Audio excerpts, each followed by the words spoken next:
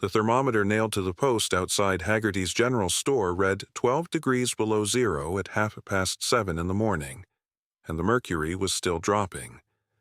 December 14th, 1887, would later be remembered as the day Iron Gulch began to die, though no one living there understood this yet. The first flakes drifted down lazy and fat, the kind old-timers called goose feathers, and the 847 souls who called this narrow Colorado Valley home paid them little mind. Snow was snow. Winter was winter. The silver kept flowing from the mines. The money kept flowing into pockets, and Mayor Obadiah Beckett had declared at the previous week's town council meeting that all signs pointed to a mild season for commerce. The valley itself should have given them pause, had any of them possessed the eyes to see it. Iron Gulch sat wedged between canyon walls that rose 600 feet on either side, the town stretching along a half-mile of relatively flat ground where Copper Creek made its way toward the distant Arkansas River. The geography that made the silver accessible also made the valley a natural funnel, a rifle barrel pointed at the sky. When weather came, it came with nowhere else to go. By noon, the goose feathers had thickened to a curtain of white. By nightfall, 8 inches lay on the ground and the wind had begun to moan through the canyon like something wounded. The residents of Iron Gulch shuttered their windows, stoked their fires, and assured one another this would blow through by morning. It did not blow through by morning. 2.5 years earlier, in the wet spring of 1885, a woman had stepped off the stagecoach at Iron Gulch with a deed in her pocket, a bay mare tied to the back, and nothing else in the world worth mentioning. Harriet Kincaid was 34 years old, a widow of 7 months, and she had not smiled since before the fever took her husband Samuel in their St. Louis townhouse. The deed was for 40 acres of canyon land 3 miles north of town, property Samuel had purchased through a mail-order land company 6 months before his death. He had shown her the advertisement with eyes bright as a boy's, talking about fresh starts and mountain air and a place where a man could breathe. 3 weeks later he could not breathe at all. The land company agent in Denver had offered to buy the deed back for 1/3 of what Samuel paid. The St. Louis lawyer handling the estate had called the property worthless scrub canyon, fit for nothing but rattlesnakes and regret. Her sister Margaret had begged her to sell, to stay in Missouri, to find another husband while she was still young enough to attract one. Harriet had listened to all of them, and she had packed her trunk, sold the townhouse, and boarded a westbound train. She could not have explained why, not in words that would satisfy sensible people. Samuel had wanted to see this land. Samuel had believed in it, and Harriet had learned long ago at her grandmother's knee in the Tennessee hills that land spoke to those who knew how to listen. Eliza Crane had been dead for 15 years by the time Harriet arrived in Colorado, but her voice lived on in her granddaughter's memory as clear as spring water. Eliza had been what the hill people called a water witch, though she would have scoffed at the term. There was no witchcraft in it, she used to say, only patience and observation. Water left signs for those who paid attention, the particular green of certain willows, the way moss grew thicker on stones near underground streams, the trails animals wore to hidden springs, paths beaten by generations of thirsty creatures who knew better than to trust rivers that might run dry. Eliza had died in the summer of 1870, age 81, sitting in her rocking chair on the porch of the cabin she had lived in for 60 years.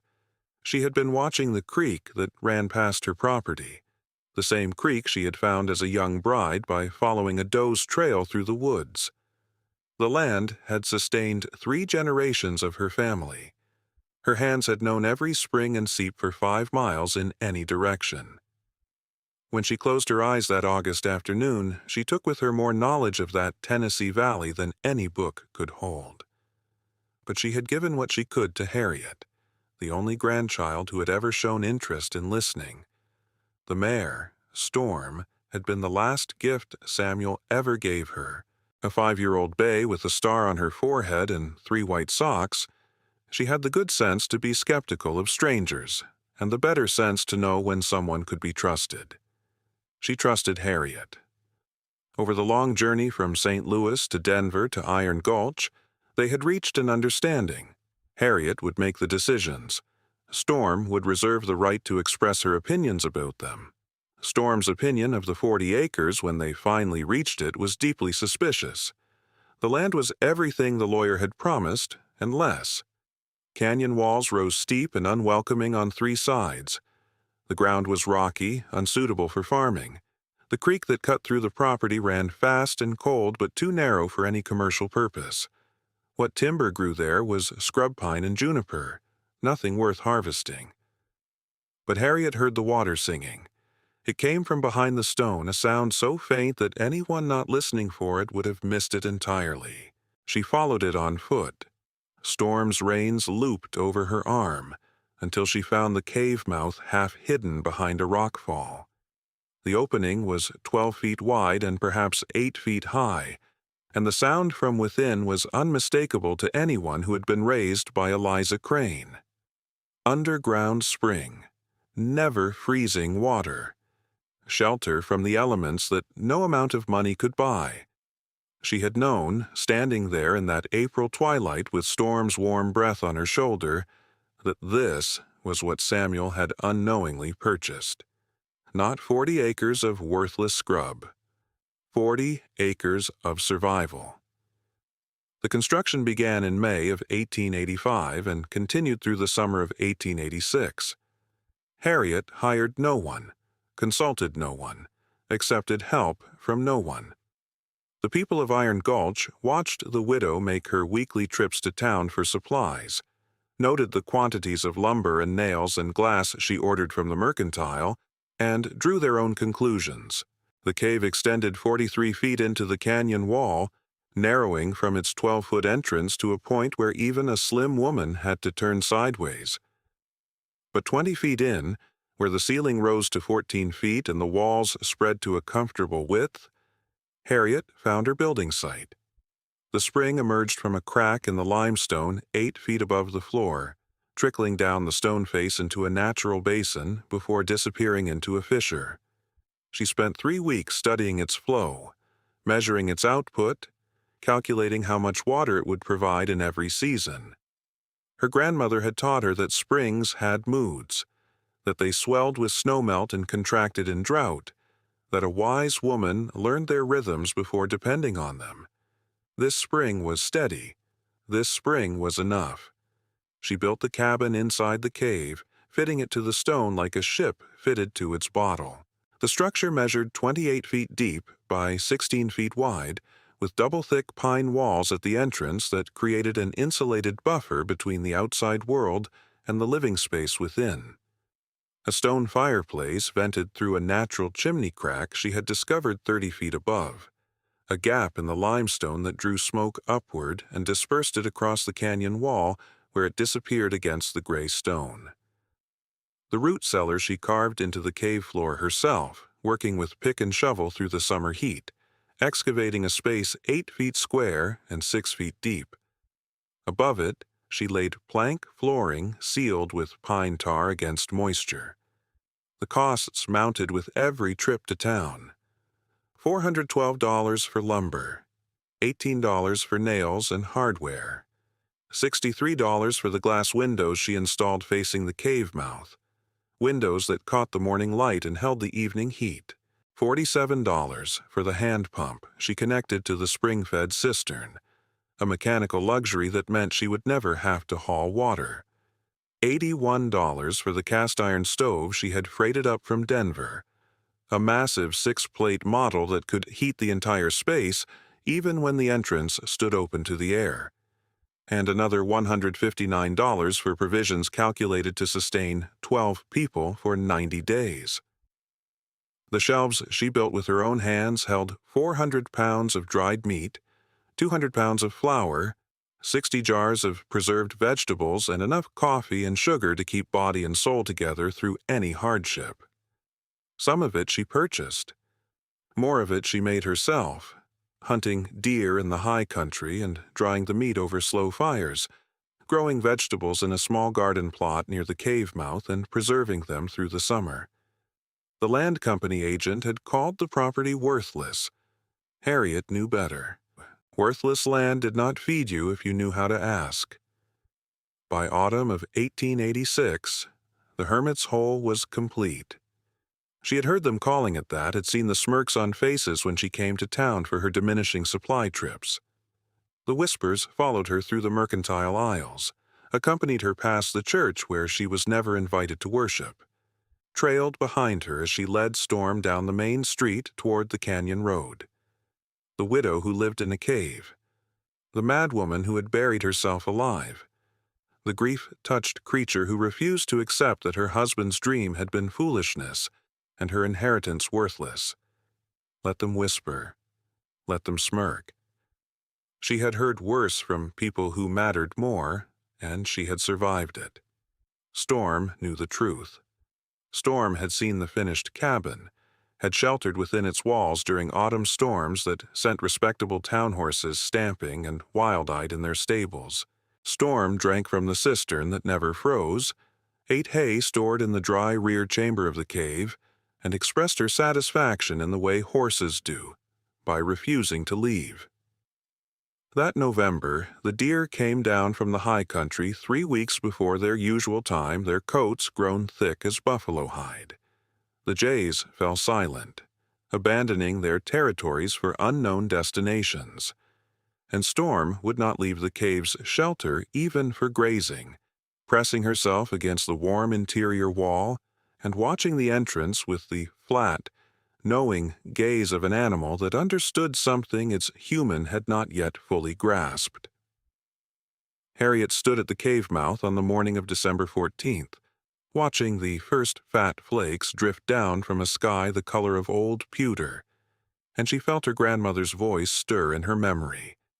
When the deer run early and the birds go quiet, Eliza Crane had said, "You best have your house in order." Her house was in order, her provisions were stocked. Her water ran clear and cold and constant.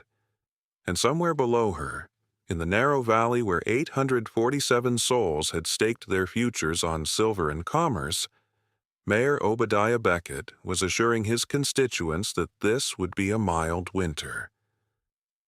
The snow fell through the morning and into the afternoon, and by the time the light began to fade behind the heavy clouds, Harriet had made her decision.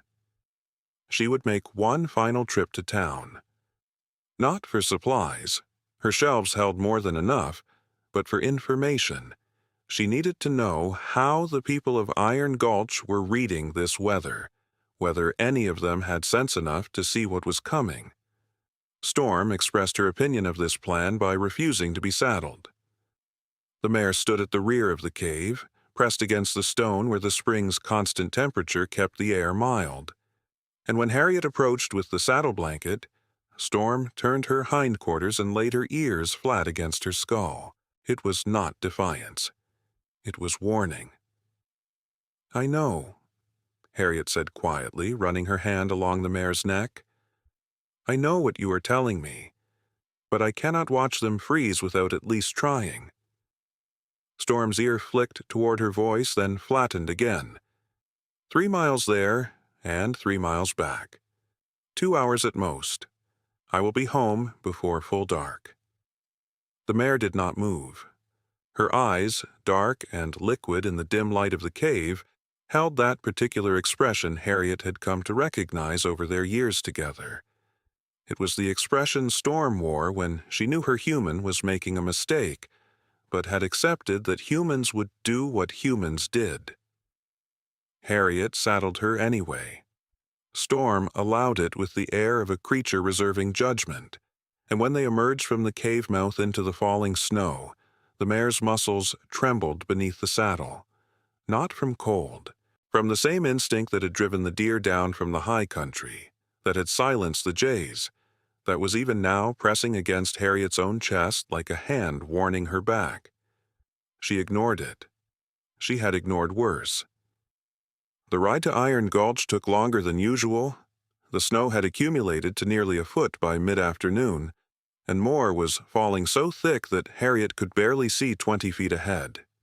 Storm picked her way carefully, testing each step before committing her weight, her breath pluming white in air that had grown colder with every passing hour. The thermometer at Haggerty's had read 12 below at dawn. Harriet estimated it had dropped another 10 degrees since then. The town, when she reached it, had the hushed quality of a place under siege. Smoke rose from every chimney, but the streets were empty except for a few hardy souls hurrying between buildings with their collars turned up against the wind. The Mercantile's windows glowed with lamplight, and through the glass Harriet could see figures moving, could hear the muffled sound of voices raised in what might have been concern or might have been mere complaint.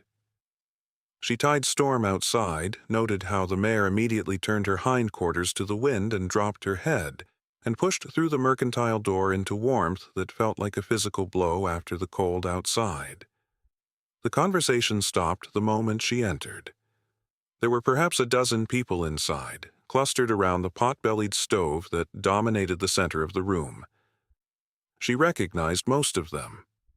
The blacksmith, whose name was Johansson, a Swede who had warned her once about the whispers and then stopped speaking to her after Mayor Beckett made clear that such friendliness was not appreciated.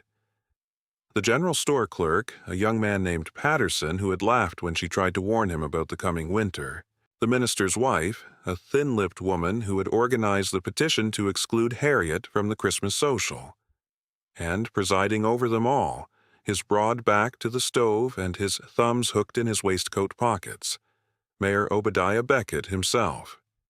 "Well," Beckett said, his voice carrying the particular satisfaction of a man who has just been handed an opportunity for public performance, "if it is not our hermit, emerged from her hole to see what the civilized world is doing."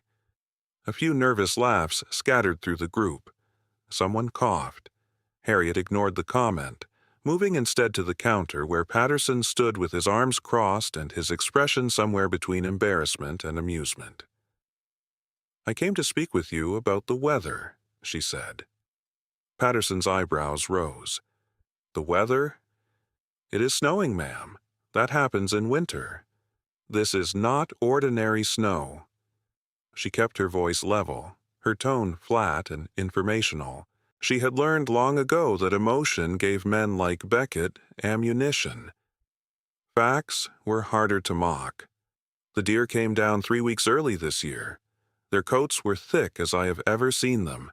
The jays abandoned the canyon in October instead of December. And my mare will not leave shelter, not even for fresh grass. "Your mare."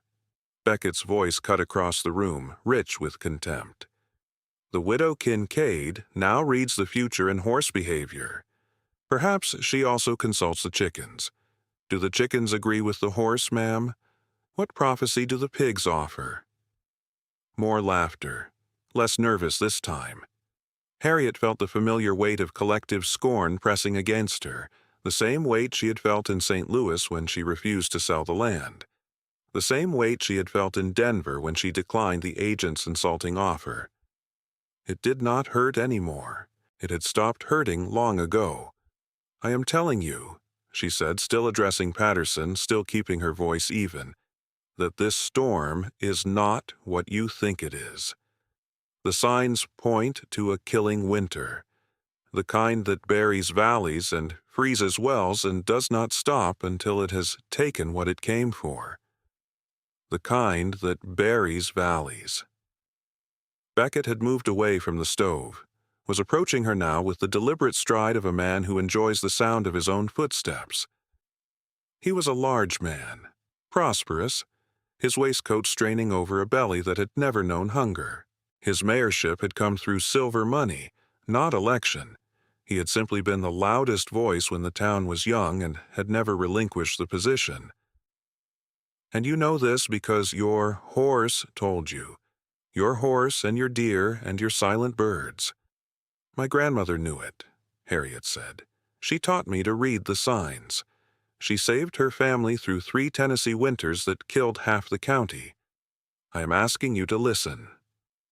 The silence that followed was absolute. Every eye in the mercantile fixed on Beckett, waiting for his response, waiting for permission to react. He gave it. "Your grandmother." His voice was soft now, almost gentle, which made what came next worse. "The Hill Witch. The Water Finder. Yes, I have heard the stories you tell. How she could hear water through stone. How she taught you her mystical arts. Very romantic. Very quaint." He paused, letting the word hang. "But we are not in Tennessee, Widow Kincaid. We are in Colorado, where the winters are managed by the Almighty and predicted by sensible men with instruments and experience, not by grief-touched women who live in caves and commune with their horses. If you are enjoying this tale of perseverance and want to see how resilience defeats mockery, tap subscribe and join the journey. You will be glad you did." "I remember," Beckett continued, warming to his audience, "when you first came to town. I said to my wife, 'Here is a woman touched by sorrow. Perhaps we should show her kindness.' But kindness requires a recipient capable of accepting it. You purchased worthless land. You built a cabin inside a hole in the ground. You stockpile provisions like a squirrel preparing for a winter that never comes. And when anyone offers advice or assistance, you retreat to your burrow and refuse it." He spread his hands, a gesture of theatrical helplessness. "What are we to do with such a creature? She will not be civilized. She will not be helped. She simply burrows." "The hermit's hole?" Someone said it from the back of the room where Patterson stood. The clerk was grinning now, pleased with himself. "Indeed." Beckett nodded gravely. "The hermit's hole, where the widow Kincaid has buried herself alive rather than face respectable society. Perhaps her husband's death was a mercy after all, sparing him the shame of a wife who lives like a badger." The laughter that followed was loud and sustained. Even Johansen, the blacksmith who had once shown her kindness, joined in, though his face was red and he would not meet her eyes. Harriet let it wash over her. She had known this was coming. She had known it since the moment she walked through the door, had known it in the way all prey animals know when they have entered a predator's territory. These people needed someone to be less than them, needed someone against whom they could measure their own respectability and find it satisfactory. She had served that purpose since her arrival. She would serve it until she left or until they found someone else. What surprised her was how little it mattered. "I've said what I came to say." She turned toward the door, then paused. "Let them talk," she said, mostly to herself, though the words carried in the sudden quiet. "The snow does not care what names they call my walls." She was through the door before anyone could respond, and she did not look back. Storm was waiting where she had left her, snow accumulating on her back and mane, her eyes rolling with impatience. The mayor had been right. This trip had been a waste, but Harriet had needed to try, had needed to know that she had offered warning even if the warning was refused. Her grandmother had taught her that too. You were responsible for speaking truth, not for making others hear it. The ride home was slower still. The snow had deepened to 18 inches, and the wind had shifted, coming now directly down the canyon with a force that stole breath and numbed exposed skin in seconds. Storm struggled through drifts that reached her chest in places, and by the time they reached the cave mouth, full dark had fallen and both woman and horse were trembling with exhaustion and cold. Inside, the cave felt like an embrace. The stone walls had absorbed the warmth of the stove throughout the day, radiating it back in a gentle exhalation that seemed almost intentional. Harriet led Storm to her stall at the rear of the structure, rubbed her down with handfuls of dry straw, blanketed her against the chill, and filled her feed bag with oats that had been purchased at $3 per bushel when the price was reasonable. The mare ate with the single-minded focus of a creature who had just survived an ordeal and intended to recover her strength before facing another. Harriet stood beside her for a long moment, her hand resting on Storm's flank, feeling the warmth returning to the muscle beneath the skin.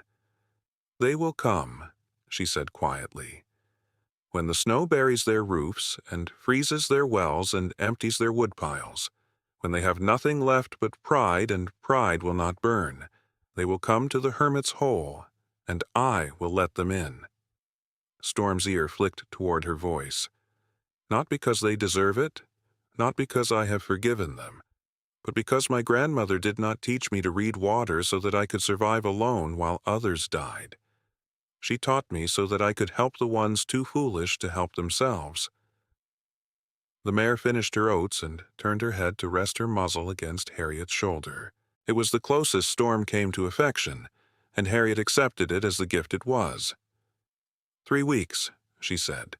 Perhaps 4, however long this storm decides to last.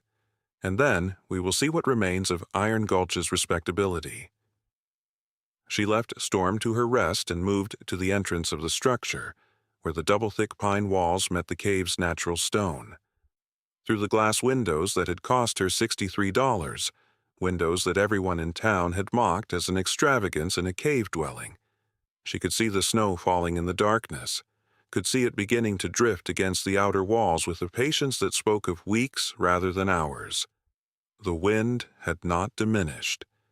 If anything, it was growing stronger, channeled by the canyon walls into something that sounded almost like a voice. Her grandmother would have called it the death wind, the wind that came before the deep cold, the killing cold, the cold that froze sap inside living trees and cracked stones and stopped hearts in chests where no fire burned bright enough to fight it. Harriet had heard this wind once before, as a child in Tennessee, when she had huddled in her grandmother's cabin while the world outside turned white and stayed white for 37 days. Half the county had died that winter. The other half had survived because Eliza Crane knew where the springs ran, knew which caves held warmth, knew how to stretch provisions and preserve heat and keep hope alive when everything outside the walls had turned to ice and death. That knowledge lived in Harriet now.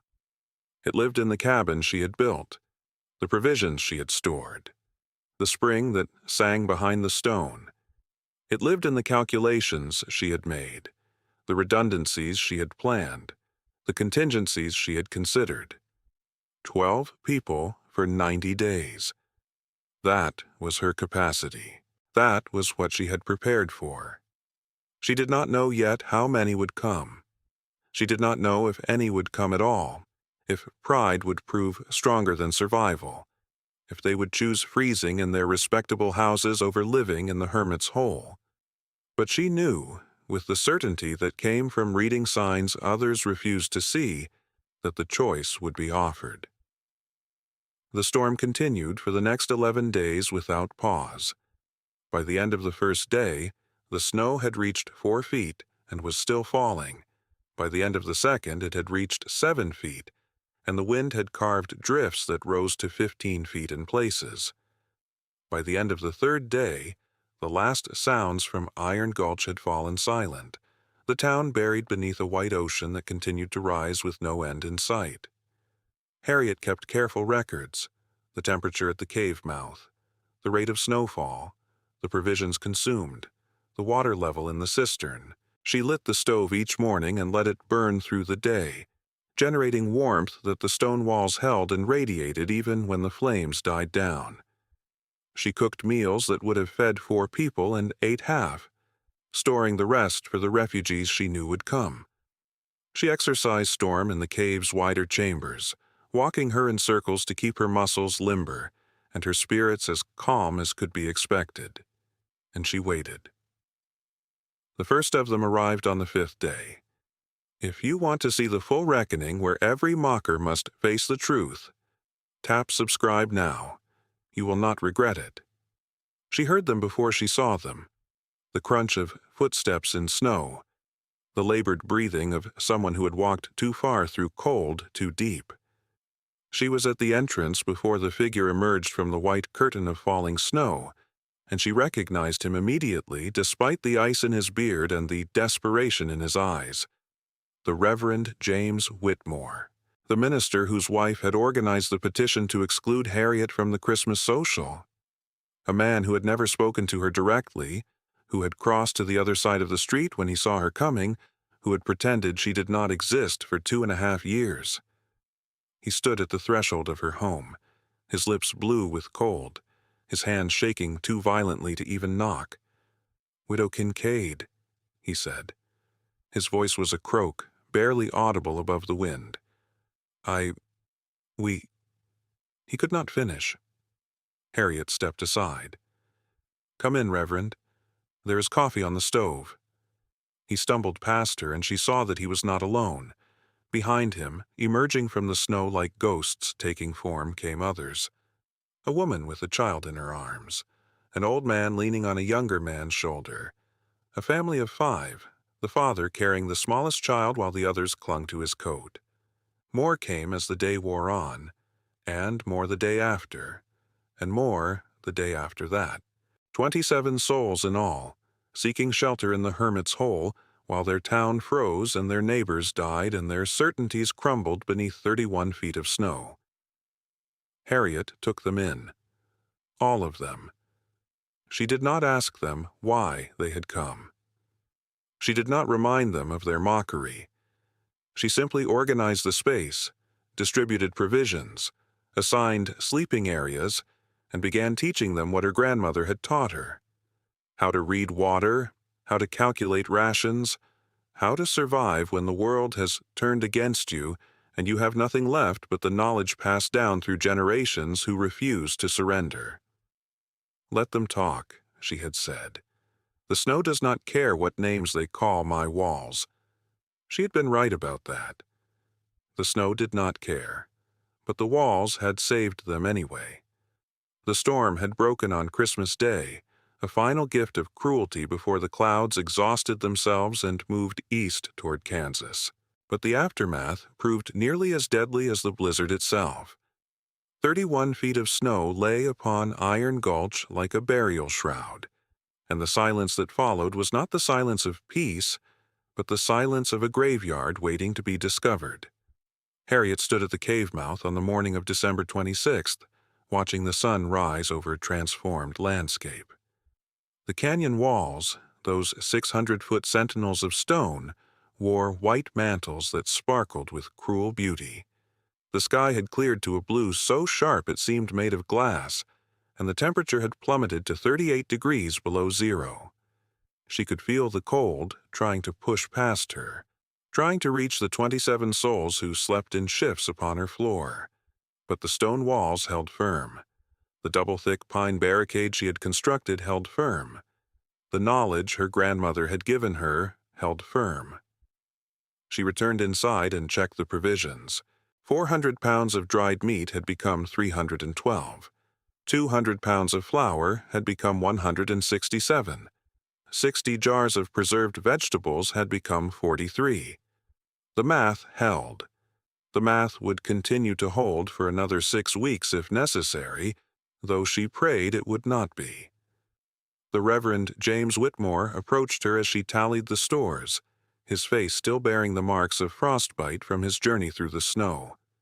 His lips had peeled and cracked, and his fingers remained swollen, but he could walk, and he could speak, and he could help, which made him more useful than many of the others. "The children are hungry," he said. "The children are always hungry," Harriet replied. "It is the nature of children. They will eat at the appointed hour, same as the adults." "Some of the parents are asking—" "No." She did not raise her voice. She did not need to. "We eat at dawn and at dusk. 2 meals, measured portions. Anyone who eats between meals steals from everyone else, including their own children 3 weeks from now. This is not negotiable, Reverend." He nodded, accepting her authority with a meekness that would have seemed impossible 2 weeks earlier. "I will tell them. Tell them also that I need volunteers. 4 strong backs to help dig a path to the nearest buried structure. We need to know who else might be alive down there. The digging began that afternoon and continued for 3 days.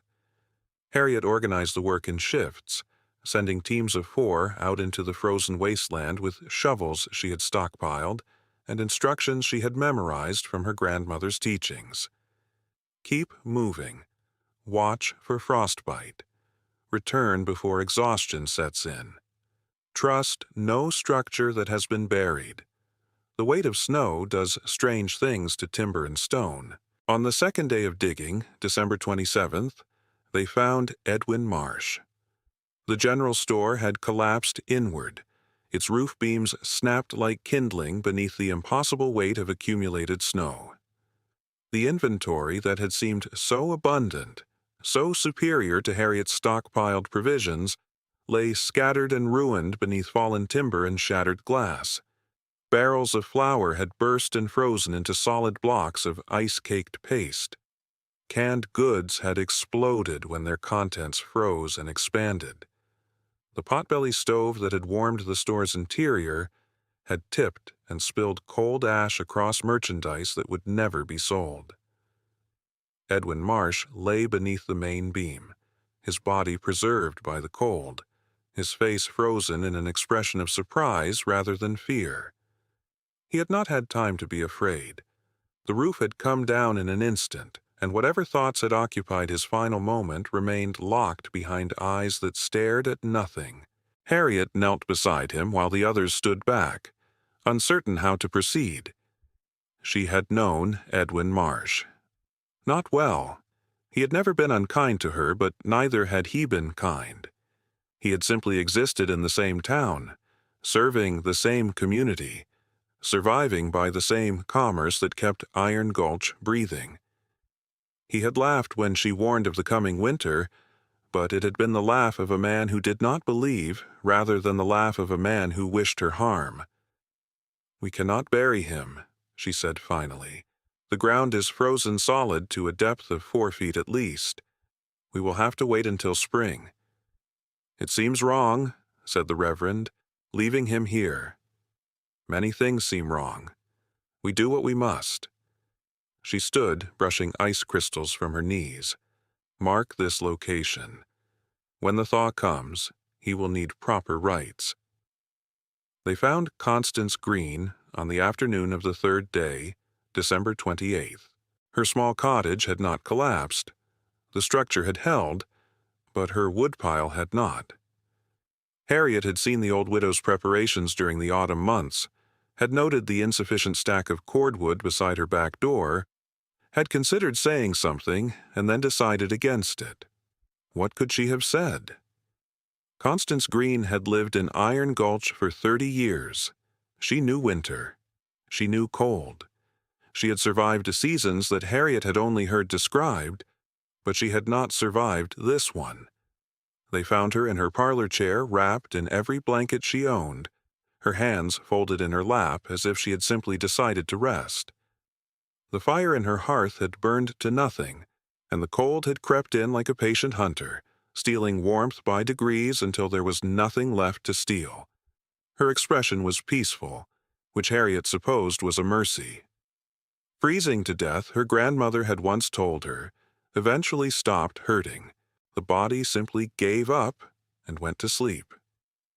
"She has no family here," said one of the volunteers, a young man named Patterson, the same clerk who had laughed at Harriet's warning in the general store. His face held no laughter now. "No one to claim her." "Then the town will claim her," Harriet replied, "when the thaw comes. Until then, we mark the location and we move on." The discovery of young Thomas Fairley was the hardest. They found him on the 5th day of searching, December 30th, in the half-collapsed remains of his family's home. His parents had survived by huddling in their root cellar, but Thomas had been upstairs when the roof partially gave way, and the collapse had trapped him in his small bedroom. He had not died of cold or crushing. He had died of thirst. The town well had frozen solid on the 2nd day of the storm.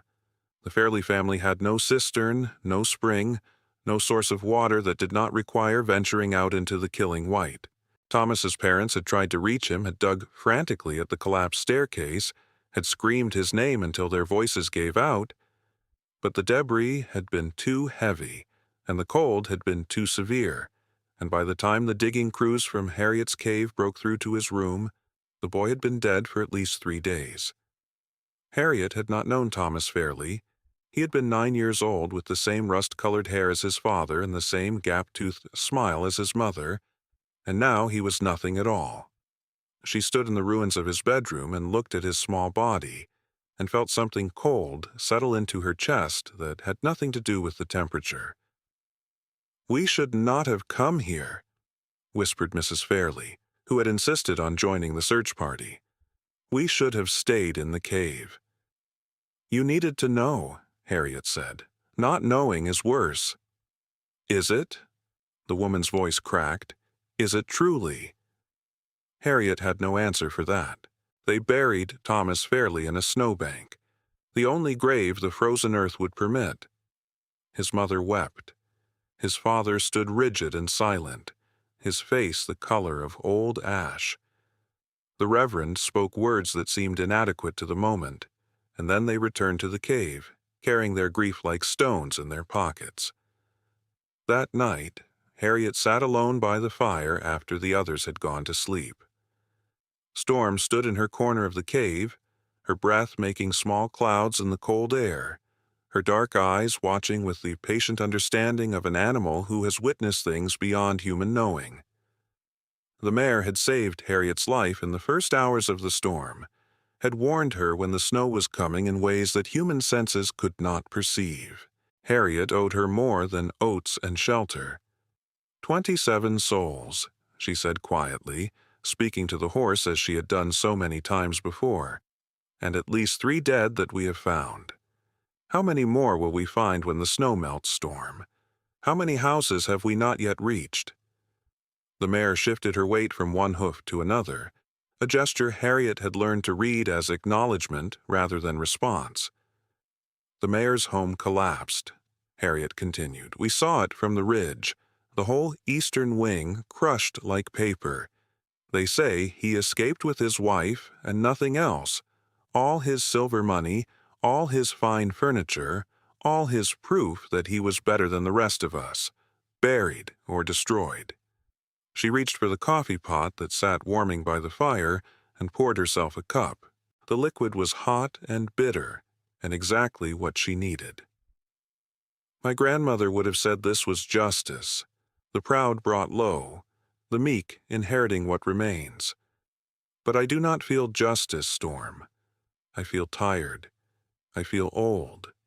I feel like I've been carrying a weight for 2.5 years, and now that weight has shifted, but not lifted. The mare nickered softly, and Harriet smiled despite herself. You are right, of course. There is no time for philosophy. There is only the work, the endless necessary work of keeping people alive who once wished I did not exist. She drained her coffee and set the cup aside. Tomorrow there would be more digging, more searching, more bodies to find and mark and mourn. But tonight, for a few hours at least, there was warmth and shelter, and the sound of 27 people breathing in their sleep, alive because she had refused to listen when they told her she was mad. The provisions held, the water held, the walls held, and slowly, painfully, the refugees from Iron Gulch began to learn. Harriet taught them in the evenings, after the day's work was done, and before the night's sleep claimed them. She taught them to read the signs that her grandmother had read, the patterns of moss on stone that indicated underground water, the particular green of willows that grew near springs, the behavior of animals before weather turned deadly. She taught them to calculate provisions, to measure consumption against time, to plan for the worst while hoping for the best. "Why are you teaching us?" asked Patterson one evening, the young clerk who had laughed at her warnings. His face bore no trace of mockery now. "We did nothing to deserve your help." "Deserving has nothing to do with survival," Harriet replied. "My grandmother taught me because knowledge dies if it is not passed on. I teach you for the same reason. Someday you may need to teach someone else. But we mocked you. We called your home the Hermit's Hole. We treated you as though you were mad. I remember. And yet you teach us anyway." Harriet looked at him for a long moment, this young man who had been so certain of his own judgment only weeks before. He was thinner now, his cheeks hollow, his eyes holding the haunted look of someone who had seen death and been spared for reasons he could not understand. "My grandmother used to say that water finds its own path," she said finally. "You cannot force a spring to flow where you wish it to flow. You cannot command a river to change its course. You can only observe and learn and adapt. The same is true of people. You were what you were. Now you are becoming what you will be. I cannot change what was. I can only shape what comes next." Patterson nodded slowly, absorbing her words with the attention of a student who has finally recognized his teacher. "I am sorry," he said, "for what I said, for what I thought. I know. Does that matter? Knowing?" Harriet considered the question. "It is a beginning," she said. "Whether it becomes something more depends on what you do with it." She turned back to the fire, and the lesson continued. The days passed. The snow began to settle and compact, losing height as it gained density. The temperature rose slightly from 38 below to 20 below to 10 below. Still deadly, but no longer the killing cold of the storm's worst nights. Harriet organized work parties to create paths between the cave and the various buildings that remained standing in Iron Gulch. She sent teams to check on survivors who had not come to the cave, people who had somehow weathered the storm in their own homes with their own provisions. Some of those people were alive. Many were not. Mayor Obadiah Beckett was among the living, though his circumstances had changed dramatically. His grand Victorian home, the finest house in Iron Gulch, proof of his success and status and superiority, had partially collapsed under the weight of snow. The eastern wing, where he had kept his study and his safe and his carefully accumulated wealth, lay crushed beneath timber and ice. He had escaped with his wife Martha and the clothes on their backs and nothing else. Harriet saw him for the first time since the storm on the 7th day of the aftermath, January 1st of the new year. He stood in the ruins of his home, his expensive coat torn and dirty, his face bearing the stubble of a man who no longer had servants to shave him. He looked smaller than she remembered, diminished, as though the storm had stripped away not just his possessions, but some essential part of his self-regard. She did not speak to him. There would be time for speaking later, when the crisis had passed and the dead had been counted and the living had begun to rebuild. For now there was only the work, and the work did not wait for old grievances to be settled. Tap subscribe now and tell me in the comments, what would you say to the mayor when the reckoning finally comes? The inventory of the dead grew longer as January wore on. 18 souls lost to the storm, out of a town of 847. Some had frozen, some had been crushed, some had starved or died of thirst in homes that had become prisons of ice and snow. Each body was marked and left where it lay, waiting for the thaw that would permit proper burial. The 27 survivors in Harriet's cave became something more than refugees. They became students. They learned to ration food and water. They learned to read weather signs and animal behavior. They learned that survival was not a matter of wealth or status, but of knowledge and preparation, and the willingness to listen to those who had listened to the land. And through it all, Harriet kept her records. The temperature each morning, the provisions consumed, the lessons taught, the progress made. She wrote in a journal that had belonged to her husband Samuel, filling page after page with observations and calculations, and the quiet satisfaction of knowing that she had been right about everything that mattered. The snow does not care what names they call my walls. She had said that once to the blacksmith Johansen when he warned her about the whispers. It had been true then, and it remained true now. The snow had not cared. The cold had not cared. The winter had fallen upon the righteous and the wicked with equal fury, and only those who had prepared had survived. Let them talk, she had said. They were not talking now. They were listening. The reckoning came not in the depths of winter, but in the thaw of early March, when the snow had compacted enough to walk upon and the canyon walls had begun to weep with meltwater. By then, the 27 souls who had sheltered in Harriet's cave had returned to what remained of their homes, carrying with them provisions she had shared and knowledge she had given, and a debt that none of them could name, but all of them felt pressing against their chests like a stone. The rescue had been organized, methodical, without sentiment. Harriet had divided her stores with mathematical precision, calculating what each family would need to survive until the spring supply wagons could reach Iron Gulch. 312 pounds of dried meat remained from the original 400. She distributed 200 pounds among the refugees and kept the rest for emergencies yet to come.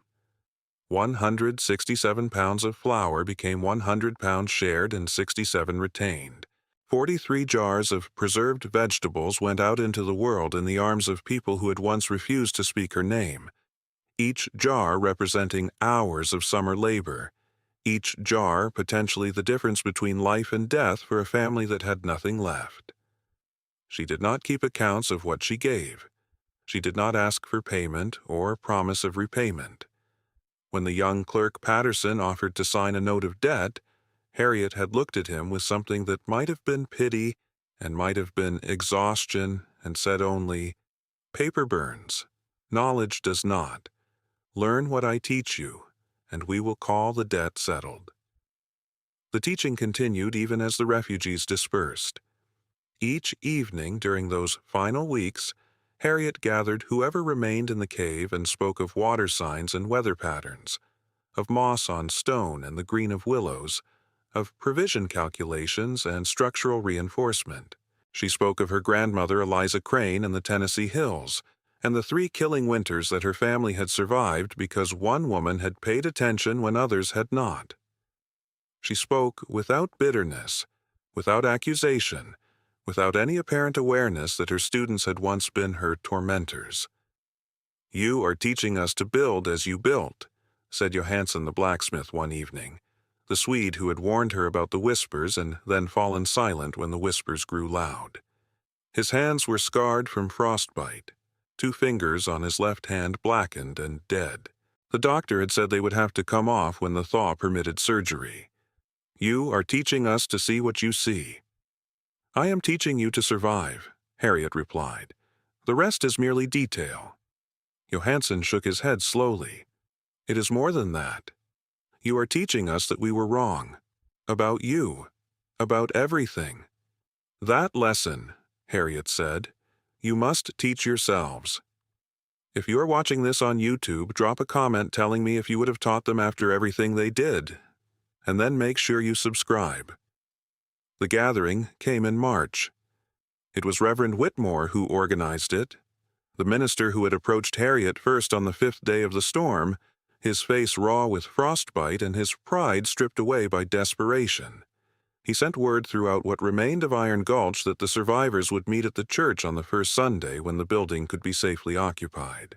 The church had lost its steeple to the weight of snow, and the windows on the north side had shattered, but the main structure stood firm.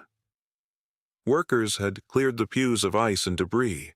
Someone had lit a fire in the iron stove that squatted in the corner. The room was cold but not deadly, and 73 souls filed in through the salvage doors to take their places on the hard wooden benches. Harriet came last, walking alone down the center aisle with Storm's reins looped over her arm. The mayor had refused to be left behind, and Harriet had not argued. Let them see. Let them see the animal that had known what they had not. the creature that had pressed herself against the cave wall weeks before the first flake fell, the horse that had trusted her human when no human in Iron Gulch would do the same. She took a seat in the back row, as she always had during the rare services she had attended before the whispers drove her away entirely. Storm stood beside her, patient and watchful, her breath fogging in the cold air. Reverend Whitmore rose from the front pew and turned to face the congregation. His face had healed, but bore the scars of frostbite, patches of pink and white that would mark him for the rest of his days. His fingers, once elegant on the pages of his Bible, were swollen and clumsy. He had paid for his survival in flesh, and the payment showed. "We have gathered," he said, his voice carrying through the damaged church, "to speak of what has happened, to speak of what we did, to speak of what was done for us." He paused, his eyes finding Harriet in the back row. "And to speak to the woman who saved us when we had given her no reason to do so." A murmur ran through the congregation. Some shifted in their seats. Others stared straight ahead, unable to meet the widow's gaze. "There are those among us who have asked to speak," Whitmore continued, "to confess what they said and did before the storm, to acknowledge the truth that the snow revealed." He stepped aside, gesturing toward the front of the church. "Mayor Beckett has asked to speak first." Obadiah Beckett rose from the front pew like a man ascending the gallows. He was thinner than Harriet remembered, the prosperous flesh stripped away by weeks of privation. His expensive coat, the same coat he had worn when she first saw him in the ruins of his home, hung loose on his diminished frame. His face, once florid with self-satisfaction, had gone pale and hollow.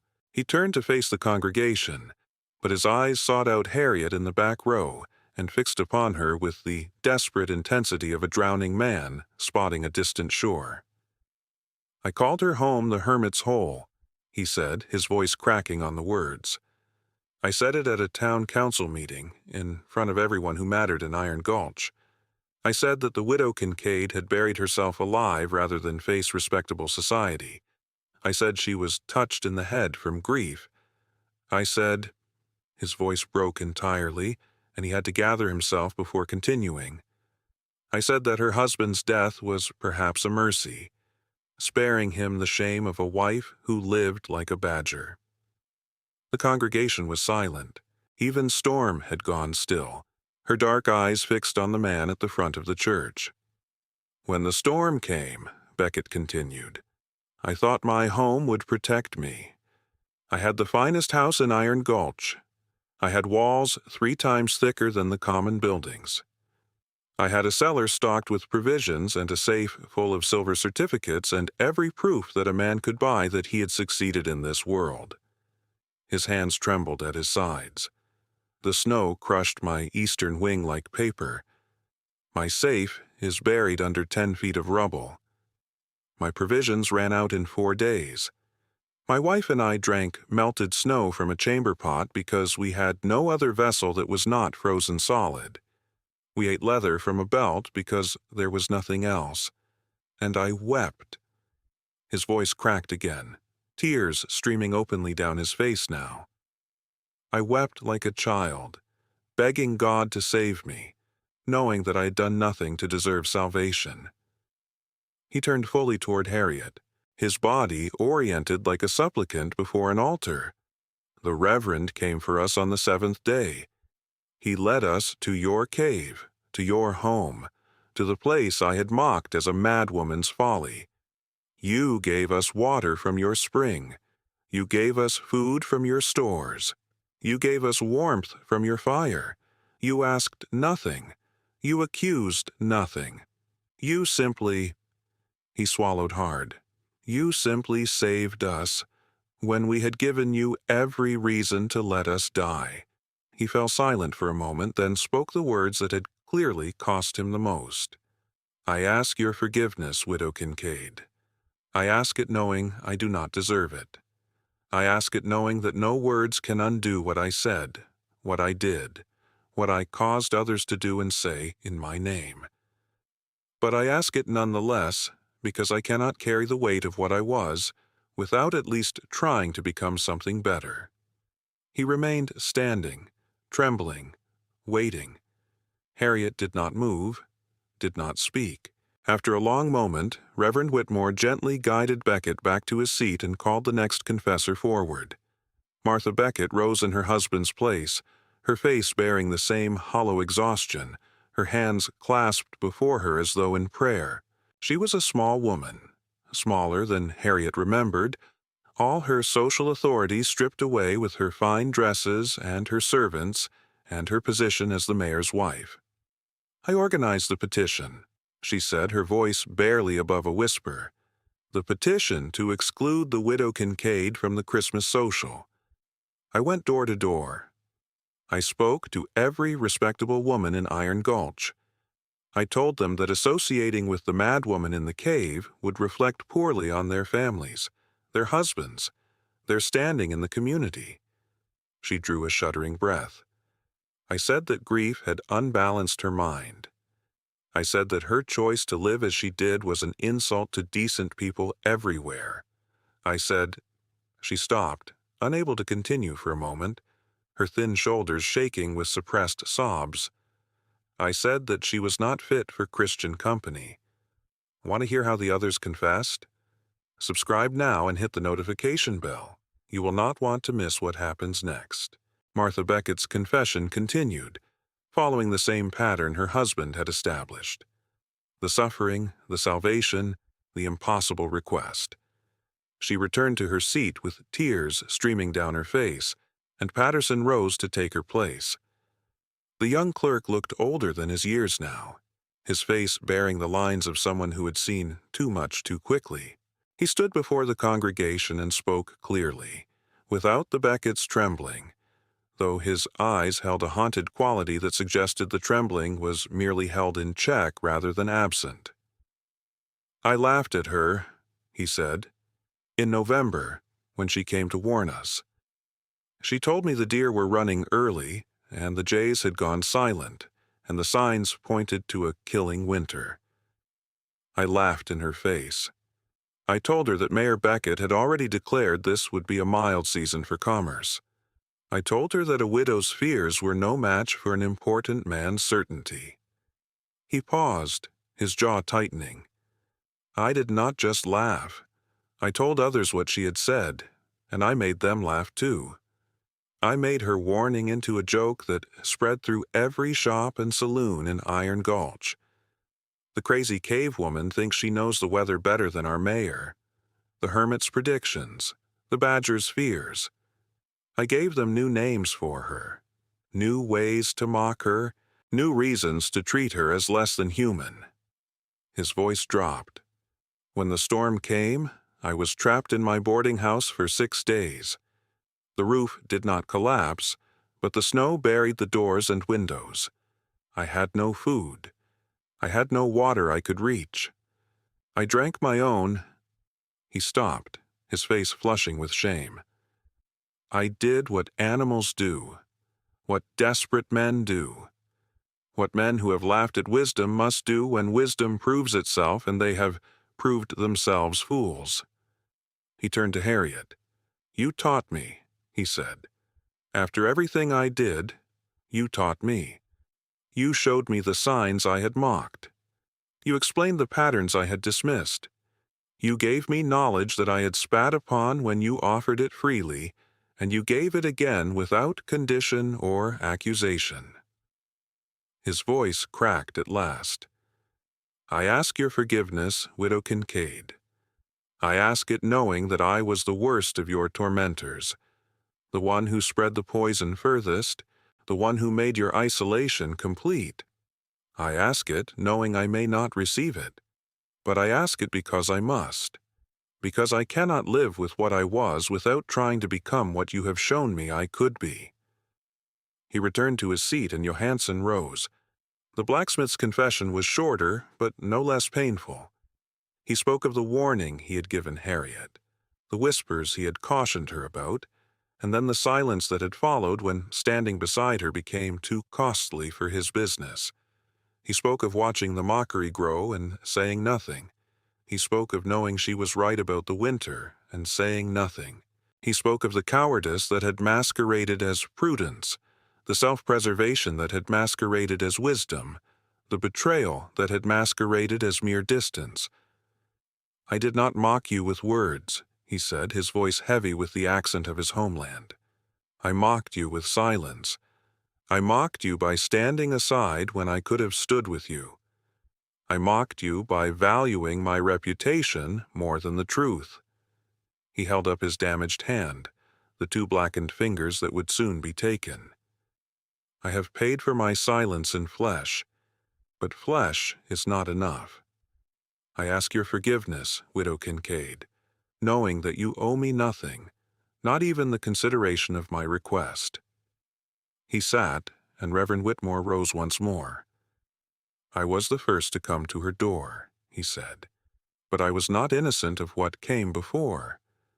For 2.5 years, I avoided the Widow Kincaid. I did not invite her to worship. I did not visit her home. I did not speak her name from my pulpit or include her in my prayers. I told myself that she had chosen isolation, that she preferred her cave to our company, that her absence from our community was her own doing, and not ours." He shook his head slowly. "I lied to myself. I knew what Martha Beckett was doing with her petition. I knew what her husband was saying at the council meetings.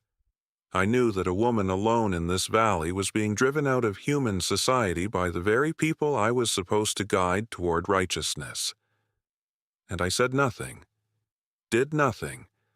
I preserved my position by preserving my silence, and I called it pastoral discretion." His scarred face twisted with something between grief and self-contempt. "When the storm came and I had nowhere else to go, I remembered the woman I had abandoned. I went to her door with frostbite on my face and desperation in my heart, and I asked her for salvation. She gave it without hesitation. She gave it without recrimination. She gave it as though I had not spent 2.5 years treating her as though she did not exist." He turned to face Harriet directly. "I ask your forgiveness, Widow Kincaid. I ask it as a minister who failed his calling. I ask it as a man who failed his conscience. I ask it knowing that forgiveness, true forgiveness, is a gift that cannot be demanded or earned, but only received. And I ask it knowing that you have already given us more than we had any right to receive." The church fell silent. 5 confessions had been spoken.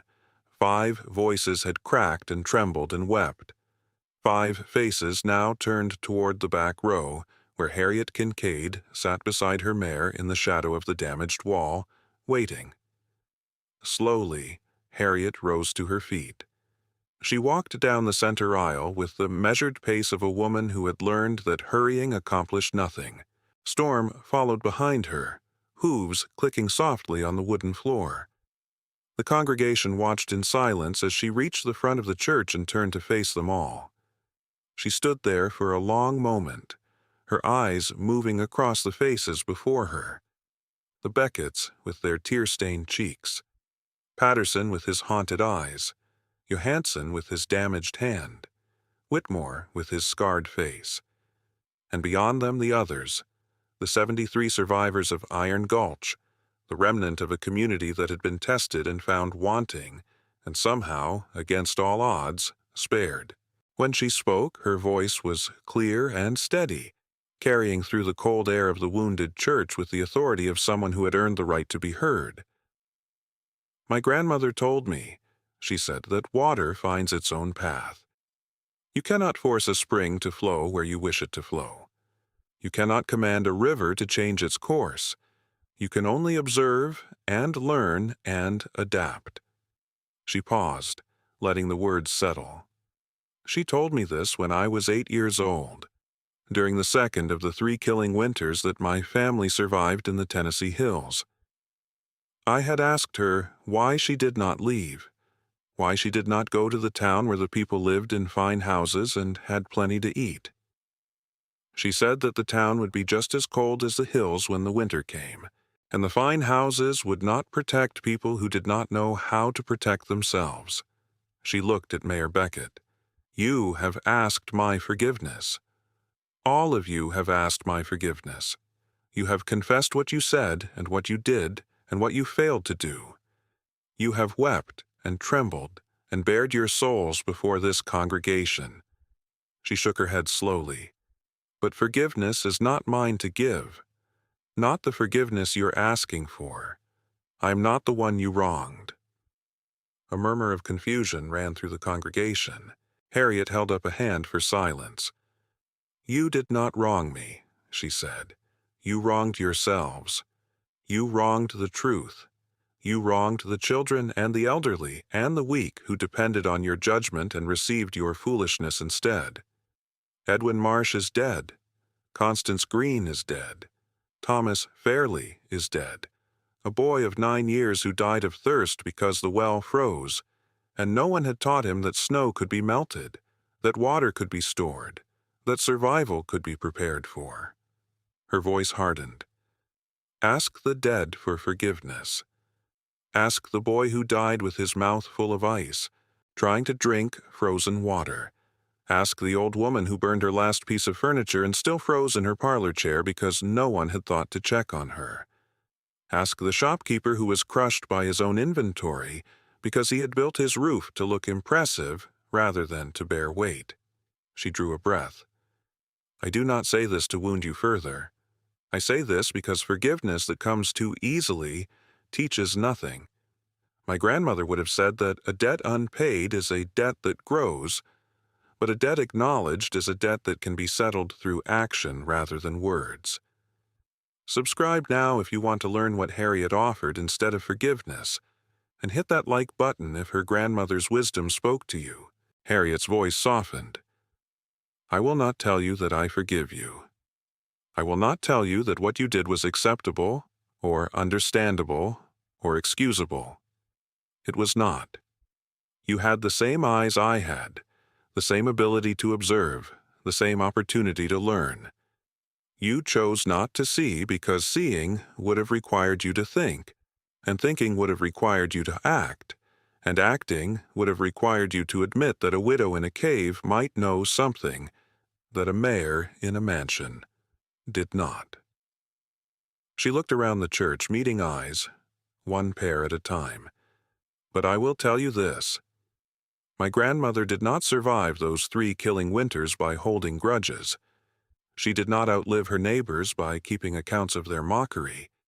She survived because she taught whoever would listen, and some of those who listened survived alongside her, and some of those became teachers themselves. She nodded slowly, as though confirming something to herself. I will teach anyone who wishes to learn. I will teach you to read water signs and weather patterns. I will teach you to build shelters that serve their purpose rather than their appearance. I will teach you to calculate provisions and prepare for hardship and survive what cannot be predicted. This is not forgiveness.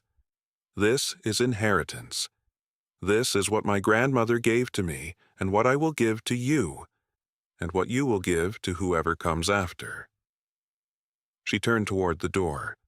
The cave remains open to any who wish to learn. Come when you are ready. Stay as long as you need. Leave when you have understood. She walked back down the aisle, Storm following behind her, and the congregation parted before her in silence. She did not look back. She did not need to. The seeds had been planted. The rest was merely time. The years that followed became known in Iron Gulch as the teaching years.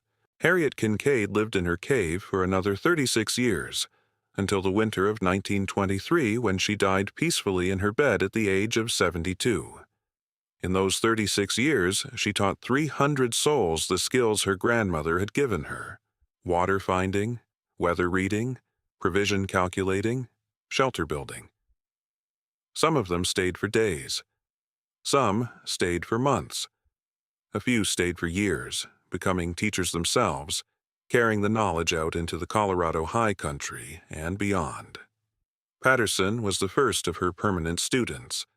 The young clerk who had laughed at her warnings spent 4 years learning everything she could teach him, then moved to a valley 60 miles north and built a cave shelter of his own.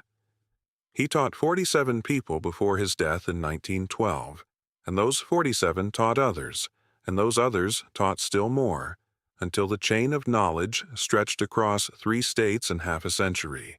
Johansen lost his 2 fingers, but not his spirit. The blacksmith built a shelter for his family modeled on Harriet's design, and he forged the iron hardware for 17 other shelters at no charge, calling it his penance for silence. His son built 5 more. His grandson built 12. Reverend Whitmore served Iron Gulch for another 20 years, and every winter he delivered a sermon about the widow in the cave and the lesson the storm had taught. He called it the Parable of the Prepared, and it became famous throughout the territory, reprinted in church bulletins and quoted from pulpits as far away as Kansas City. Mayor Beckett never rebuilt his grand Victorian home. He lived out his remaining years in a modest cabin on the edge of town, working as a clerk in the very general store where his predecessor had died beneath a fallen roof beam. He spoke of his humiliation to anyone who would listen, not with self-pity, but with the fervor of a convert, and he became the most passionate advocate for cave shelters in all of Colorado. When he died in 1898, his last words were reportedly, "Tell the widow I learned." Harriet did not attend his funeral, but she carved a small marker for his grave. He learned too late, but he learned. The phrase "building like Kincaid" entered the vocabulary of the Colorado High Country sometime in the 1890s. At first it was used with faint mockery, a reference to the Hermit's Hole, the Badger's Burrow, the Madwoman's Cave. But as the years passed and the shelters multiplied and the lives saved accumulated, the mockery drained away until only the respect remained. To build like Kincaid was to build for survival rather than show. To build like Kincaid was to listen to the land rather than impose upon it. To build like Kincaid was to remember that winter comes for everyone, and only the prepared survive.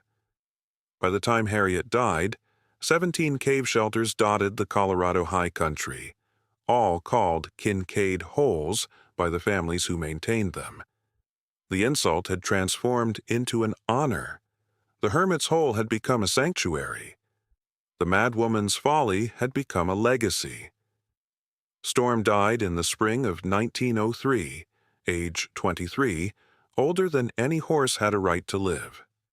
Harriet buried her beside the cave entrance, marking the grave with a flat stone into which she carved, "She knew before I knew. She trusted when no one trusted. She stayed when no one stayed." For the last 20 years of her life, Harriet walked to that grave every morning and spoke to the stone as though Storm could still hear her. Perhaps she could. Harriet had learned from her grandmother that the dead are not as far away as the living suppose. The last entry in Harriet's journal, written 3 days before her death, read simply, "Taught Marjorie Patterson, Edmund's granddaughter, to find the spring behind Copper Creek. She has her great-grandfather's eyes and her grandmother's patience. The knowledge passes on." Eliza would be pleased. She died in her sleep, the journal open on her lap, the fire burning low in the stove, the spring still trickling its endless song against the stone.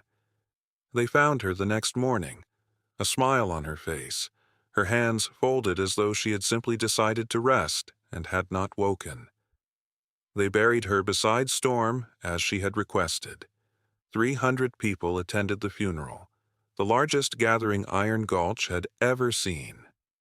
They came from across the territory, the students and the students of students, the Kincaid Hole builders and the water finders and the weather readers, all the souls she had taught and all the souls those souls had taught. The cave still stands. The double-thick pine walls have silvered with age, the wood gone the color of old bone under decades of weather. The spring still flows, trickling down the limestone face into the same basin Harriet carved and polished with her own hands nearly 70 years past. The root cellar still holds provisions, maintained now by the Patterson family, who have served as caretakers for 4 generations. The glass windows Harriet installed for $63 in 1886 still catch the morning light, though they have been replaced twice and resealed more times than anyone can count. Above the entrance, carved in limestone that will outlast all the wooden structures of Iron Gulch, an inscription reads, "Mocked as madness, proven as wisdom." And beneath it, in smaller letters that you must come close to read, Harriet added what she considered the more important truth. "For Eliza Crane, who taught me to listen." The tourists who visit sometimes ask about the inscription, about who Eliza Crane was and what she taught. The Patterson great-grandchildren tell them the story: the Tennessee Hills, the water witching, the 3 killing winters, the chain of knowledge passing down through generations until it reached a widow in Colorado who passed it further still. Sometimes the tourists nod politely and move on, interested only in the historical curiosity. But sometimes, not often but enough, a visitor stands before that inscription and grows very still. Something in their face changes. Something in their eyes sharpens, and they ask, quietly, whether anyone still teaches the old ways. The answer is always yes. If this story moved you, hit subscribe and share it with someone who needs to hear it. The lesson Harriet taught is still being taught, and stories like this are how we keep the knowledge alive. Eliza Crane would have recognized that look in the visitor's eyes. She would have known, as Harriet knew, as Patterson knew, as all the teachers in the long chain knew, that knowledge calls to those who are ready to receive it. The snow does not care what names they call your walls. But the walls, if you build them right, will outlast the names and the namers and the snow itself. Eliza taught Harriet that. Harriet taught 300 souls, and the teaching continues still, in cave shelters scattered across the high country, in the descendants of mockers who became believers, in the enduring truth that wisdom, once proven, cannot be unmocked. The hermit's hole stands, the water still sings, and somewhere in the Colorado hills, someone is learning to listen.